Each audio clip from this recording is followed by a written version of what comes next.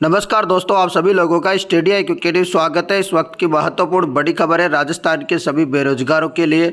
दोस्तों डिटेल जो है नोटिफिकेशन जारी कर दिया गया है। यहाँ पर Rajasthan corporative requirement board Jaipur की तरफ से नोटिफिकेशन आ चुका है, ऑफिशियल नोटिफिकेशन। दोस्तों राजस्थान के मुख्यमंत्री अशोक गहलोत जी लगातार आपके लिए नई से नई भर्तियों के नोटिफिकेशन जारी कर रहे हैं। जिस प्रकार से आप लोगों ने देखा होगा कि जो है तो अभी 3-4 दिन के अंदर उन्होंने बहुत सारी वैकेंसियों के नोटिफिकेशन या अभ्यर्थनाएं घोषणाएं कर रहे हैं लगातार। उसी के क्रम में एक और भर्ती का नोटिफिकेशन जारी कर दिया है राजस्थान कॉरपोरेटिव भर्ती का। तो दोस्तों 6/10/2023 को इसका नोटिफिकेशन आ गया था, परंतु पता सभी को लगा आज। तो दोस्तों फॉर्म कब से भरे जाएंगे पूरी जानकारी बताऊंगा। और पदों की संख्या आप लोग देख सकते हो यहाँ पर कितने पदों पे भर्ती है। तो यहाँ पर 635 पदों पे भर्ती है। कितने पदों पे? 635 अलग अलग 4 अलग अलग पदों पे भर्ती है। अब कौन कौन से पदों पे भर्ती है, चारों की योग्यताएं अलग अलग है। सारी चीज़ें मैं आपको बताने वाला हूं, वीडियो अंत तक देखना है दोस्तों। देखो दोस्तों यहाँ पर पदों की संख्या अलग अलग लिखी हुई है। जैसे कि आप देख सकते हो पोस्ट सीनियर मैनेजर के पदों की भर्ती आप देख सकते हो नॉन टीएसपी, और यहाँ पर जो है नॉन टीएसपी में टीएसपी में कोई पद नहीं है। उसी प्रकार मैनेजर के यहाँ पर टीएसपी एरिया में नॉन टीएसपी एरिया में भर्ती देख सकते हो। उसी प्रकार आगे भी देखेंगे यहाँ पर। तो उसके बाद पोस्ट जो है मैनेजर के टीएसपी एरिया में पद देख सकते हो। तो ये पदों का वर्गीकरण आपको दे रखा है। तो ये तो सीनियर मैनेजर का हो गया, मैनेजर का हो गया। उसके बाद भर्ती होगी आपके कंप्यूटर किसकी, कंप्यूटर प्रोग्रामर की। उसके बाद आपके यहाँ पर भर्ती होगी बैंकिंग असिस्टेंट की। तो इस प्रकार से 4 भर्तियाँ आपके लिए होने वाली है। पूरी जानकारी मैं बताऊँगा। 635 पदों पे भर्तियाँ हैं। फॉर्म भरना है आपको, ऑनलाइन फॉर्म भरे जाएंगे। फॉर्म कैसे? ऑनलाइन। ये वेबसाइट है, आप दोस्तों SSO ID के माध्यम से भी या इस वेबसाइट के माध्यम से आप खुद भी फॉर्म भर सकते हो, या ई मित्र में जाकर के आप फॉर्म भरवा सकते हैं। और फॉर्म फीस जो है आपकी वन टाइम रजिस्ट्रेशन के अनुसार ही लगेगी। यदि आपने पहले फीस जमा कर दी है तो अब आप दोबारा फीस देने की कोई ज़रूरत नहीं है।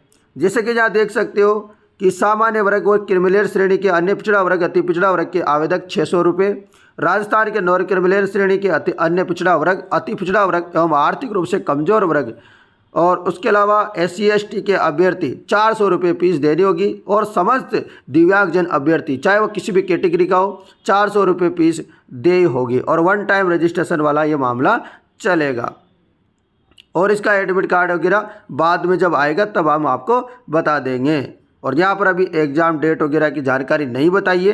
तो चलिए दोस्तों आगे बढ़ते हैं।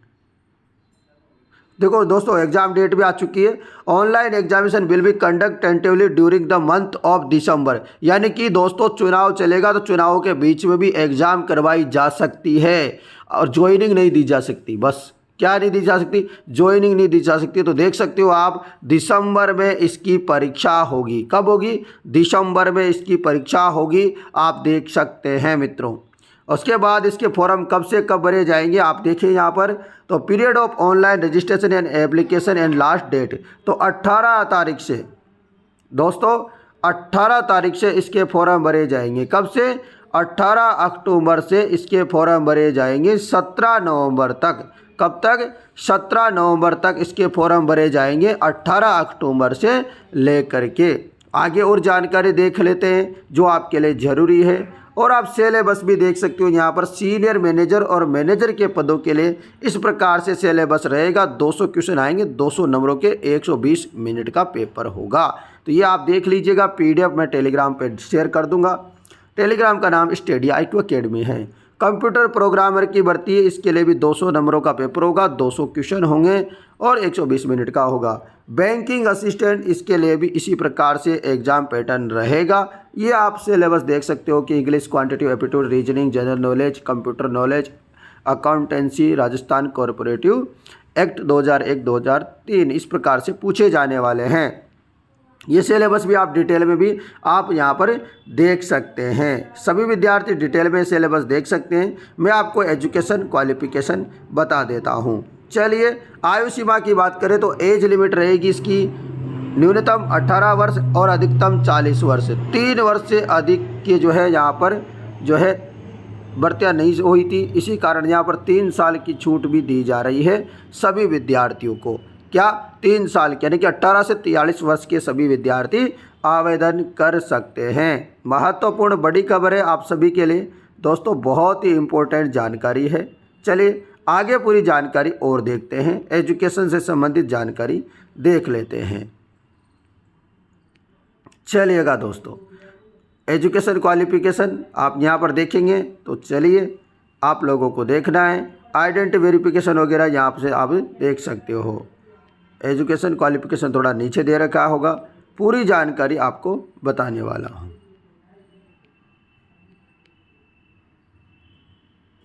अच्छा, एग्ज़ाम से पहले आपको ये बता देता हूँ, एग्ज़ाम सेंटर क्वालिफिकेशन से पहले अजमेर होगा, Alwar, Bikaner, Jaipur, Jodhpur, Kota, Sikar, Sriganganagar, Udaipur.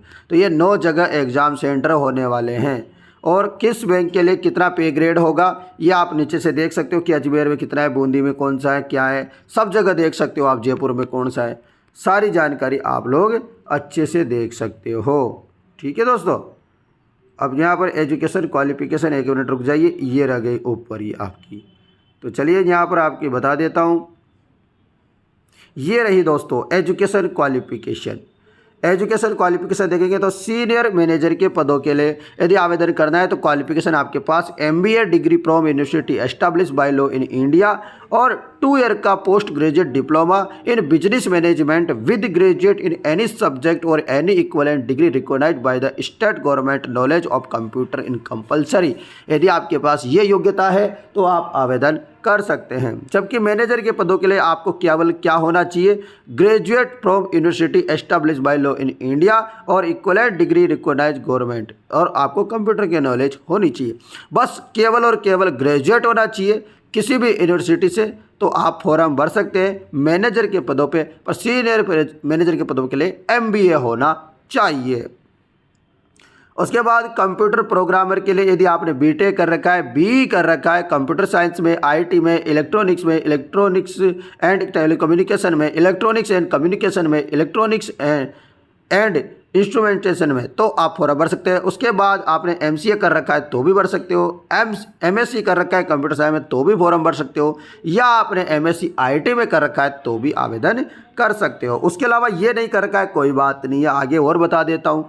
1 year post graduate diploma इन कंप्यूटर, तो इनमें कर रखा है एप्लीकेशन, PGDCA कर रखा है विद MSc, तो आप फॉर्म भर सकते हैं। उसके अलावा ग्रेजुएट डिग्री इन कॉमर्स और economics, science, math, statics from recognized institute board with diploma 3 year in computer engineering, तो फॉर्म भर सकते हैं। इस प्रकार से ये योग्यता है तो आप आवेदन कर सकते हैं।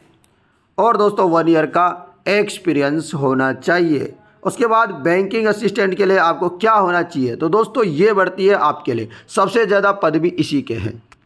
तो graduate from a university established by law in India और equivalent degree recognised from government of India and knowledge of computer, यानी कि RCIT वगैरह है तो चलेगा दोस्तों। यानी कि आपके इसमें ग्रेजुएट होना चाहिए, आपके पास डिग्री है, आपने BA कर रखा है, MBA कर रखा है, आपने BSc कर रखा है, BTech कर रखा है, कुछ भी कर रखा है, तो आप आवेदन कर सकते हो बैंकिंग असिस्टेंट का। तो दोस्तों इस प्रकार से ये 4 बड़ी भर्तियाँ हैं राजस्थान में, अभी 635 पदों पर।